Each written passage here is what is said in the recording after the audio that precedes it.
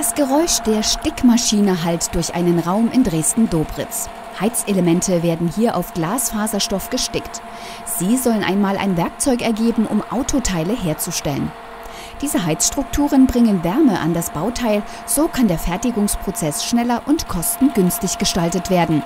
Das Unternehmen Q-Point Composite arbeitet seit 2010 auf der Breitscheidstraße und hat sich 2009 gegründet. Q-Point Composite entwickelt und fertigt Formwerkzeuge und Technologien für Anwendungen im Bereich der Luftfahrt- und Automobilindustrie.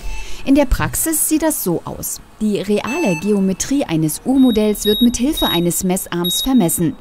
Abweichungen von 0,2 mm sind bei den hier entstehenden Werkzeuggrößen erlaubt. Am Ende muss ja alles stimmen. Dann kommt die Stickmaschine zum Einsatz. Heizelemente werden hier auf Stoffe aufgebracht. Hunderte Muster können so auf einer Fläche von 150 x 180 cm aufgestickt werden.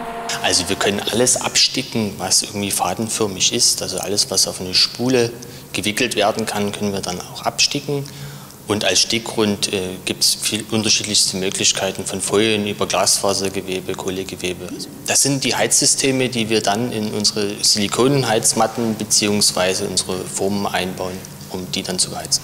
Danach wird dieser Stoff auf das Urmodell vorübergehend millimetergenau festgeleimt. Anschließend wird unter Vakuum Epoxidharz eingefüllt, sodass nach Aushärtung ein Verbundwerkstoff entsteht.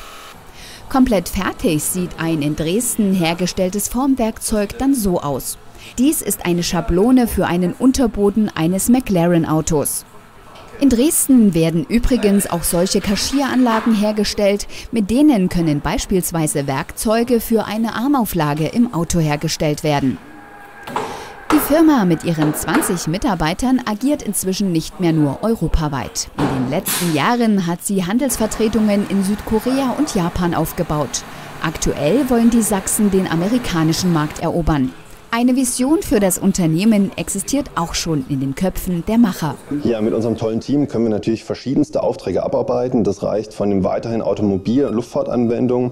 Dort gehen wir aber verstärkt natürlich auf automatisiertere Prozesse. Das ist dem Kunden sehr wichtig, weil er einfach sagt, auch selbst in Osteuropa findet er nicht mehr so günstige Arbeiter, die dort in seinen Prozessen helfen können. Er möchte mehr Automatisierung haben und dort sehen wir natürlich einen ganz großen Baustein, den wir noch mitliefern können. Das, was die Dresdner Firma herstellt, macht sie einzigartig.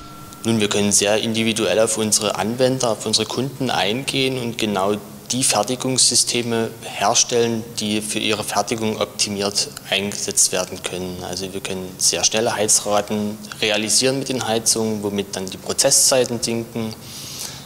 Dadurch, dass wir konturnah sind bzw. genau am Bauteil heizen, können wir Energie einsparen.